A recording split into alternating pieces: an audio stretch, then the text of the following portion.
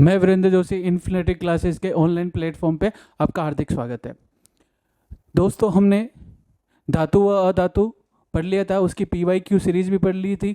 आज पढ़ेंगे प्रकाश का परावर्तन एवं इसके नियम।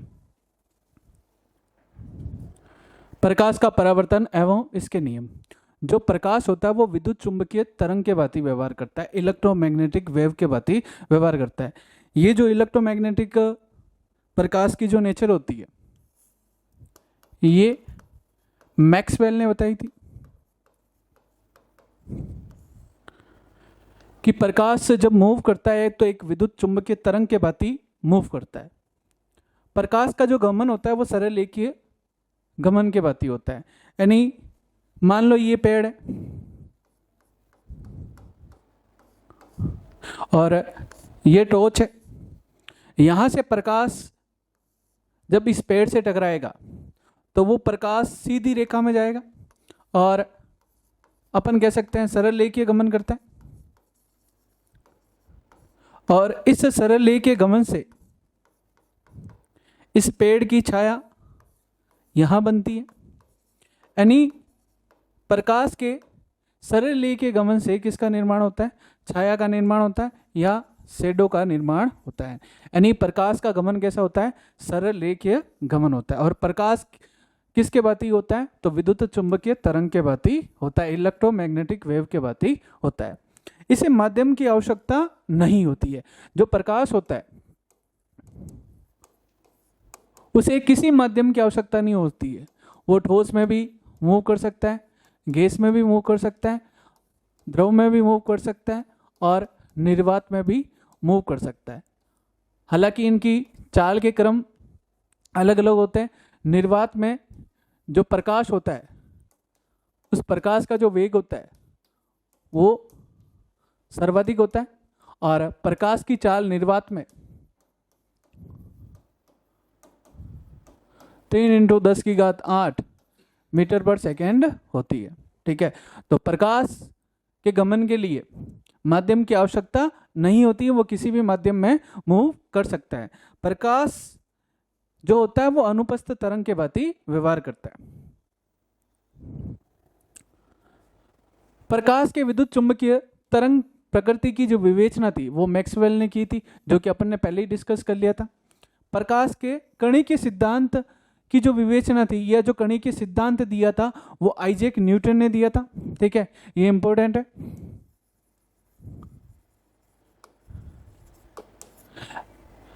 और प्रकाश के अंदर ध्रुवणता का गुण पाया जाता है। यानी प्रकाश क्या करता है? विभिन्न प्रकार के रंगों को ध्रुवित कर देता है। ठीक है, प्रकाश की जो तरंगें होती हैं वो दोहरी प्रकृति की होती हैं। यानी वो कण वो तरंग दोनों के भांति व्यवहार करता है। जो प्रकाश है वो कण के भांति भी व्यवहार करेगा और तरंग के भांति भी व्यवहार करेगा। अगर तरंग के भांति व्यवहार करता है प्रकाश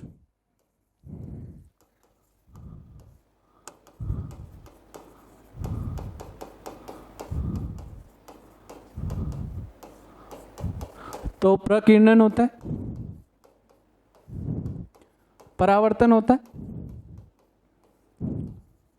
अपवर्तन होता है।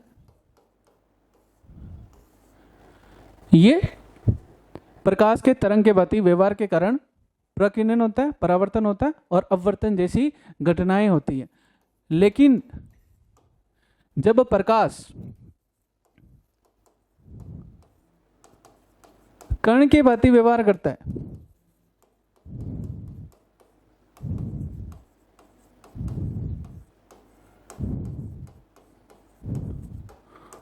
तो वो विद्युतीय प्रभाव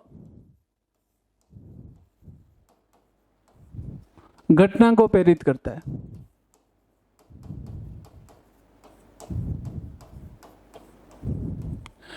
तो प्रकाश तरंग के भांति व्यवहार करेगा तो किन किन घटना को प्रेरित करेगा? प्रकीर्णन को करेगा, परावर्तन को करेगा और अपवर्तन जैसी घटना को प्रेरित करता है।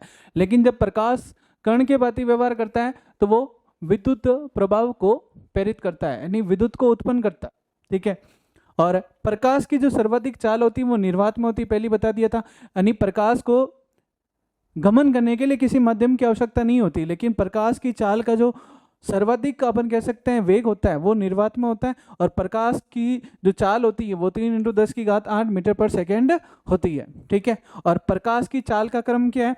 निर्वात में क्या है? सर्वाधिक। उसके बाद किस में? गैस में। उसके बाद में क्या है? द्रव में। उसके बाद में ठोस में। यानी निर्वात में प्रकाश की चाल क्या होती है? सर्वाधिक होती है। उसके बाद गैस में होती है, उसके बाद द्रव में होती है, उसके बाद में ठोस में होती है। तो आपको याद क्या रखना है कि प्रकाश की विद्युत चुंबकीय तरंग प्रकृति की विवेचना किसने की थी? मैक्सवेल ने की थी। ठीक है, प्रकाश के कणिकीय सिद्धांत की विवेचना किसने की थी? आइजैक न्यूटन ने की थी। ठीक है, उसके अंदर कौन सा गुण पाया जाता है? ध्रुवणता पाई जाती है। प्रकाश की जो तरंग होती है उसकी दोहरी प्रकृति होती है, यानी वो कण और तरंग के भांति दोनों के भांति व्यवहार करता है। जब प्रकाश तरंग के भांति व्यवहार करता है तो उनके अंदर प्रकीर्णन, परावर्तन, अपवर्तन जैसी घटना होती है। लेकिन जब प्रकाश कण के भांति व्यवहार करता है तो वो इलेक्ट्रिसिटी प्रोड्यूस करता है। ठीक है, जैसे कि ये एक सतह है और इस सतह पे जब प्रकाश गिरते हैं, ठीक है, और इस सतह से क्या होता है? इलेक्ट्रॉन उत्सर्जित होते हैं, और ये इलेक्ट्रॉन अगर सर्कुलर पथ में मूव करते हैं तो ये विद्युत उत्पन्न करते हैं। इसे प्रकाशीय विद्युत प्रभाव कहते हैं।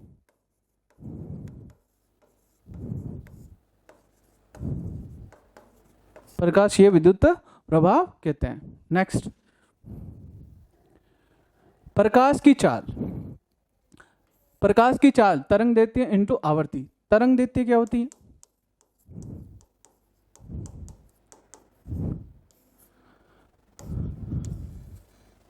ये प्रकाश की तरंग एक बार ऊपर जाती है, एक बार नीचे आती है, वापस ऊपर नीचे, इस तरीके से वो मूव करती है। तो ये जो दो श्रृंग है और ये दो नीचे जो गर्त बनते हैं, शीर्ष बिंदु और निम्न बिंदु, इनके बीच की जो दूरी होती है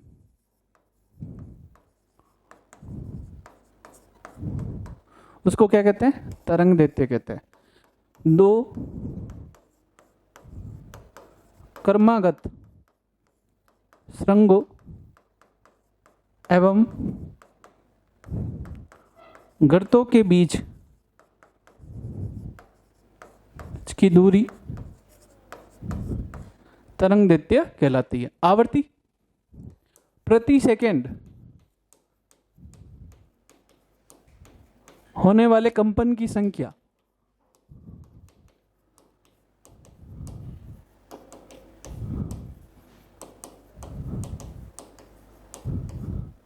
उसे क्या कहते हैं? आवर्ती कहते हैं। ठीक है, तो प्रकाश की चाल का फॉर्मूला क्या है? तरंग दैर्ध्य इंटू आवर्ती। तरंग दैर्ध्य क्या होती है? दो क्रमागत संघों और गर्तों के बीच की जो दूरी होती है उसे क्या कहते हैं? तरंग दैर्ध्य कहते हैं। और आवर्ती प्रति सेकंड होने वाले कंपनों की संख्या क्या कहलाती है? आवर्ती कहलाती है। तो प्रकाश की चाल का फॉर्मूला क्या है? तरंग दैर्ध्य इंटू आवर्ती। ठीक है, और अब प्रकाश के सरल रेखा में गमन करने से किसका निर्माण होता है? छाया का निर्माण होता है, जो कि हमने पहले ही डिस्कस कर लिया था। अगर मॉर्निंग टू नून का टाइम है, ठीक है, अपन कह सकते हैं सुबह से लगाकर दोपहर का जो टाइम है, तो उसमें जो शेडो की जो लेंथ होती है, जो छाया की जो लेंथ होती है वो घटती है, क्योंकि इस समय क्या होता है कि जो प्रकाश होती है उस प्रकाश की जो तरंग दैर्ध्य होती है वो ज़्यादा होती है, जिसके कारण जो शेडो की जो लेंथ होती है वो क्या हो जाती है? घट जाती है। ठीक है, और फिर आफ्टरनून टू इवनिंग, ठीक है, दोपहर से जो शाम का जो समय होता है उसमें क्या होता है कि जो प्रकाश होता है वो अधिक होता है, जब प्रकाश कम होता है। तो प्रकाश जब कम होता है तो उस शेडो की जो लेंथ होती है वो क्या हो जाती है? बढ़ जाती है। तो अपन ये कह सकते हैं कि सुबह से लगाकर दोपहर तक जब छाया होगी उस छाया की जो लंबाई होगी वो क्या होगी? घटेगी। और दोपहर से लगाकर जो शाम होगी उसमें जो प्रकाश होगा वो कम होगा, जिससे छाया की जो लेंथ होगी वो क्या होगी? बढ़ेगी। नेक्स्ट, प्रकाश का परावर्तन। ठीक है, प्रकाश का परावर्तन किसे कहते हैं? जब कोई प्रकाश की किरण किसी पृष्ठ पे टकराती, ये प्रकाश की किरण है, ठीक है, जो प्रकाश की किरण किसी पृष्ठ पे टकराती हैं और टकराने के बाद उसी माध्यम में वापस चली जाती हैं, इसे क्या कहते हैं? परावर्तन कहते हैं। ठीक है, ये जो प्रकाश की किरण है जो पृष्ठ पे टकराती है उसे क्या कहते हैं? आपतित किरण कहते हैं, और टकराने के बाद जो किरण वापस उसी माध्यम में चली जाती है उसे क्या कहते हैं? परावर्तित किरण कहते हैं। आपतित किरण और परावर्तित किरण के बीच में एक अभिलंब बनता है जिसका मान 90 डिग्री होता है, और आपतित किरण के द्वारा जो बनाया गया कोण होता है वो आपतन कोण होता है।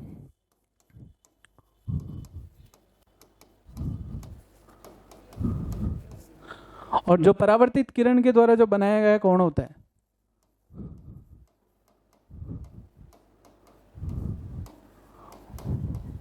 वो परावर्तन कोण होता है। तो प्रकाश का परावर्तन किसे कहते हैं? जब कोई प्रकाश की किरण किसी पृष्ठ पे टकराती है और टकराने के बाद वो वापस उसी माध्यम में चली जाती हैं या उसी माध्यम में लौट जाती हैं, तो इस घटना को क्या कहते हैं? प्रकाश का परावर्तन कहते हैं। जब कोई प्रकाश की किरण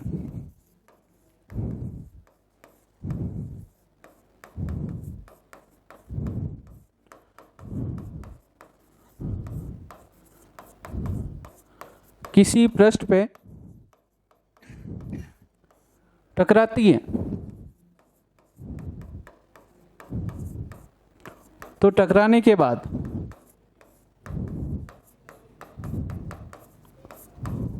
पुनः उसी माध्यम में लौट जाती है।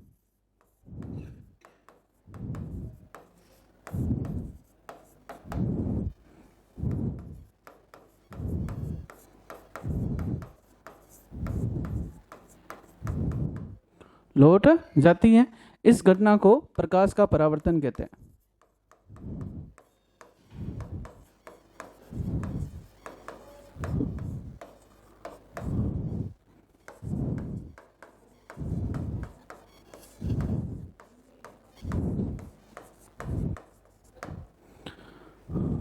आपतित किरण के द्वारा बनाया गया कोण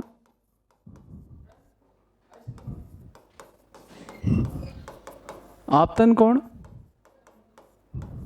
जिसे कोण आई कहते हैं, और परावर्तित किरण के द्वारा बनाया गया कोण परावर्तन कोण, जिसे कोण आर कहते हैं। ठीक है, तो प्रकाश का परावर्तन क्या है? जब कोई प्रकाश की किरण किसी पृष्ठ से टकराती है और टकराने के बाद पुनः उसी माध्यम में लौट जाती हैं, जिसे क्या कहते हैं? प्रकाश का परावर्तन कहते हैं। आपतित किरण के द्वारा बनाया गया कोण कौन सा होता है? आपतन कोण होता है। और परावर्तित किरण के द्वारा जो बनाया गया कोण कौन सा होता है? परावर्तन कोण होता है। और इन दोनों कोण के बीच में जो होता है उसे क्या कहते हैं? अभिलंब कहते हैं। ठीक है, नेक्स्ट, प्रकाश के परावर्तन के प्रकार। ठीक है, नियमित परावर्तन दो प्रकार होते हैं। एक तो होता है नियमित परावर्तन, ठीक है, और दूसरा होता है विसरित परावर्तन। ठीक है, नियमित परावर्तन में क्या होता है? जो पृष्ठ होता है वो स्मूथ होता है, चिकना होता है। ठीक है, जब कोई स्मूथ सरफेस होगा तो उस पर प्रकाश की किरण गिरेगी, तो प्रकाश की जब किरण गिरेगी तो उन प्रकाश की किरणों का जो परावर्तन होगा वो नियमित होगा, क्योंकि जो पृष्ठ है वो क्या है? एकदम स्मूथ है। ठीक है, तो इस वाले पृष्ठ में क्या है कि प्रकाश की किरण गिरती है, और प्रकाश की किरण जब गिरती है, ठीक है, तो वो वापस उसी माध्यम में लौट जाती है, यानी नियमित रूप से क्या करती है? परावर्तन की घटना को प्रेरित करती है। तो इसे क्या कहते हैं? नियमित परावर्तन कहते हैं। ठीक है, इसमें जो पृष्ठ होता है वो कैसा होता है? चिकना होता है, स्मूथ होता है। विसरित परावर्तन में क्या होता है कि जो पृष्ठ होता है वो कैसा होता है? खुरदुरा होता है। जब इस पे प्रकाश की किरण गिरती है तो प्रकाश की किरण गिरती है तो अनियमित रूप से क्या करती है? संचरण करने लग जाती है। तो इस घटना को क्या कहते हैं? विसरित परावर्तन कहते हैं। जो अपन समतल दर्पण होता है, समतल दर्पण पर जो हमें प्रतिबिंब दिखाई देता है, जो इमेज हमें दिखाई देती है, वो नियमित परावर्तन के कारण होती है। ठीक है, तो प्रकाश के परावर्तन के प्रकार कितने हैं? दो, नियमित परावर्तन और विसरित परावर्तन। इसमें क्या होगा कि जो प्रकाश की किरण है वो चिकने पृष्ठ पे गिरेगी तो प्रकाश की किरणों का क्या होगा? नियमित परावर्तन होगा। विसरित परावर्तन में क्या होगा? जब प्रकाश की किरण खुरदरे पृष्ठ पे गिरेगी तो प्रकाश की किरण अनियमित रूप से क्या कर लेगी? संचरण कर लेगी। इसे क्या कहेंगे? विसरित परावर्तन कहेंगे। नेक्स्ट, प्रकाश के परावर्तन के नियम। ठीक है, तो प्रकाश का परावर्तन क्या कहता है कि जब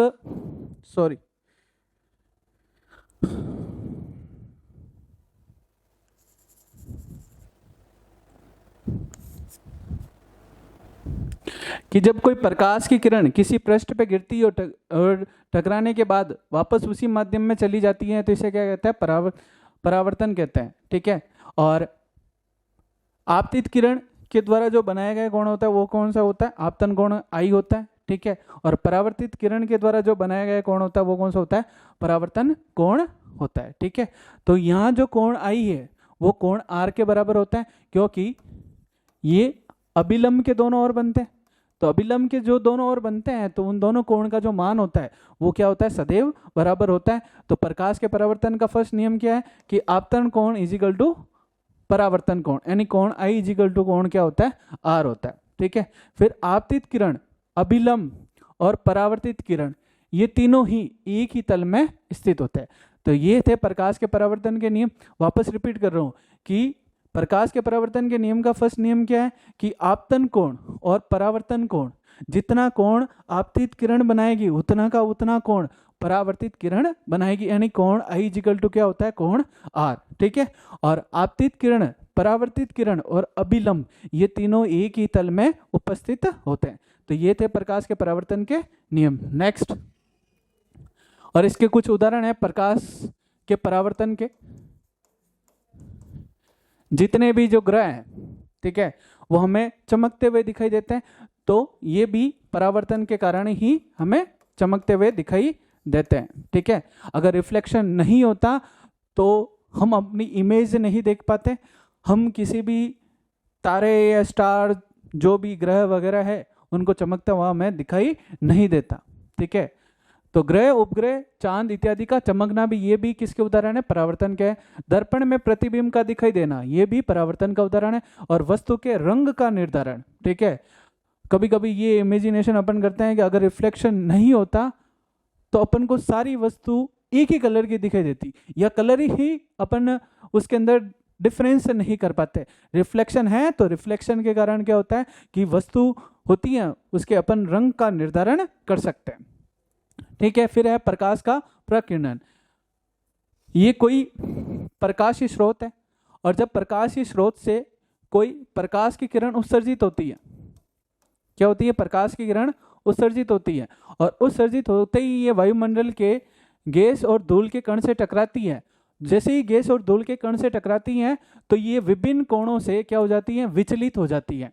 तो इसे क्या कहते हैं, प्रकाश का प्रकीर्णन कहते हैं। जिसके कारण क्या होता है, जो आकाश होता है वो हमें नीला दिखाई देता है। सूर्य अस्त और उदय के समय जो सूर्य होता है वो हमें लाल रंग का दिखाई देता है। तो ये किसके कारण होता है, प्रकाश के प्रकीर्णन के कारण होता है। इसमें क्या होता है, जब प्रकाश इस स्रोत से प्रकाश की किरण उत्सर्जित होती है, तो प्रकाश की किरण जब उत्सर्जित होती हैं तो गैस व धूल के कण से टकराकर वो विभिन्न कोणों से क्या कर देती हैं, विचलन कर देती हैं, जिससे एक विशेष रंग के स्पेक्ट्रम की प्राप्ति होती है। इसे क्या कहते हैं, प्रकाश का प्रकीर्णन कहते हैं, ठीक है। ये इसकी परिभाषा है। जब किसी स्रोत से उत्सर्जित प्रकाश किरण वायुमंडल में गमन करती है तो वायुमंडल में उपस्थित धूल तथा गैस के कणों से विभिन्न कोणों पर विचलन होता है, ठीक है। इस घटना को क्या कहते हैं, प्रकाश का प्रकीर्णन कहते हैं, ठीक है। इसका एग्जाम्पल है आकाश का नीला दिखाई देना, ठीक है। जो स्काई है वो ब्लू कलर की होती है, तो इसका कारण क्या है कि प्रकाश का क्या होता है, प्रकीर्णन होता है, जिसके कारण जो स्काई होती हैं वो कैसी दिखाई देती हैं, ब्लू दिखाई देती हैं। सूर्य उदय तथा अस्त होते हुए सूर्य का लाल दिखाई देना, सनराइज तथा सनसेट के समय जो हमें जो सूर्य होता है वो लाल दिखाई देता है, तो उसका भी रीजन क्या है, प्रकाश का प्रकीर्णन है। नेक्स्ट, प्रकाश का वर्ण विक्षेपण। प्रिज्म है और प्रिज्म पे जब श्वेत प्रकाश की किरण गिरती है तो उससे सप्त रंग निकलते हैं और इसे क्या कहते हैं, वर्ण विक्षेपण कहते हैं। और इन्हीं 7 रंगों को जब एक पर्दे पर अपन इकट्ठा करते हैं, या फिर ये जो 7 रंग है इनके आगे एक पर्दा लगा दिया जाता है, तो यहाँ पे एक कलर का स्पेक्ट्रम प्राप्त होता है, ठीक है, जिसे वर्ण विक्षेपण कहते हैं। तो ये प्रकाश का वर्ण विक्षेपण है। जब श्वेत प्रकाश एक प्रिज्म से, या श्वेत प्रकाश जब प्रिज्म पे गिरता है तो वो 7 कलर का क्या करता है, विक्षेपण करता है, जिसे क्या कहते हैं, प्रकाश का वर्ण विक्षेपण कहते हैं, ठीक है। तो V से वॉयलेट, I से इंडिगो, B से ब्लू, G से ग्रीन, और Y से येलो, O से ऑरेंज, और R से रेड, ठीक है। तो ये आज हमने जो पढ़ा, प्रकाश के परावर्तन के नियम पढ़े, प्रकाश का वर्ण विक्षेपण पढ़ा, प्रकाश परावर्तन के प्रकार पढ़े। ठीक है, आगे अपन नेक्स्ट पढ़ेंगे। धन्यवाद।